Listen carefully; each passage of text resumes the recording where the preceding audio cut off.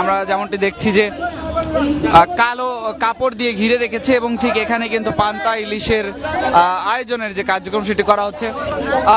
কি কি রয়েছে আপনাদের আজকের আয়োজনে? আজকের আয়োজনে আছে আপনার ভর্তা ভাত, পান্তা ভাত, তারপরে হচ্ছে আপনার বেগুন, পান্তা ইলিশ, পান্তা ইলিশ না সরি ইলিশ নাই, আলুর ভর্তা খাবার দেওয়া হয়েছে আমাদের এখানে। কি কি রয়েছে আজকের আয়োজনে? আচ্ছা, আজকের আয়োজনে আমি দেখতে পাচ্ছি আলু ভর্তা, পেঁয়াজ, কাঁচা মরিচ আর হলো বেগুন ভাজি। আচ্ছা, এখানে ইলিশ কোথায়?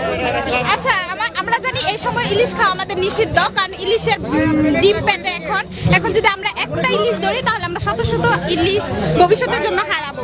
এজন্য আমরা এভাবেই চালাচ্ছি, আমরা পরবর্তীতে খাবো। এখন একটু আগে আমরা শুনেছিলাম যে ইলিশ নাকি রয়েছে এখানে, বলা হয়েছে।